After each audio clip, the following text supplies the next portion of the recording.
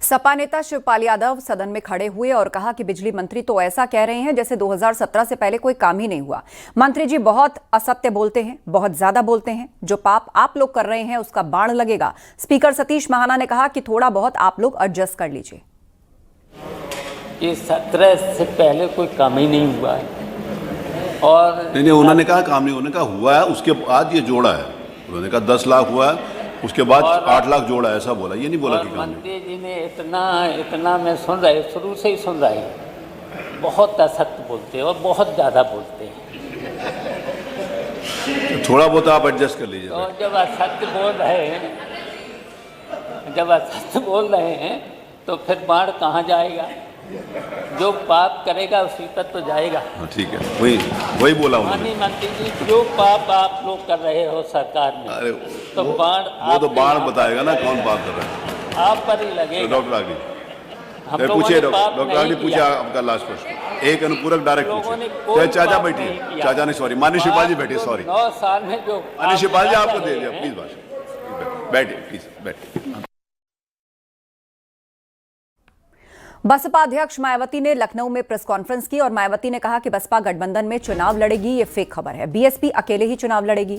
BJP Sapa Congress की सोच अंबेडकर विरोधी है। इसे गठबंधन होने से बीएसपी को सिर्फ नुकसान ही होता है। साथ ही बीएसपी अध्यक्ष ने यह भी कहा कि दिल्ली में केंद्र सरकार से मुझे टाइप 8 का बंगला अलॉट हुआ है, जो सुरक्षा के लिहाज से ठीक है और उसे अब मैंने ले लिया है।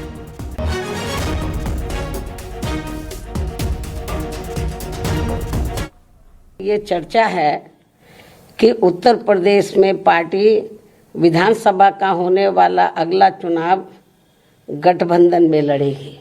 इसकी ये आम चर्चा है, जो विशुद्ध रूप से लोगों को गुमराह करने की नीयत वाला ये फेक न्यूज़ है। अर्थात ये बिल्कुल गलत, झूठ, हवाई में मनगढ़ंत खबर है।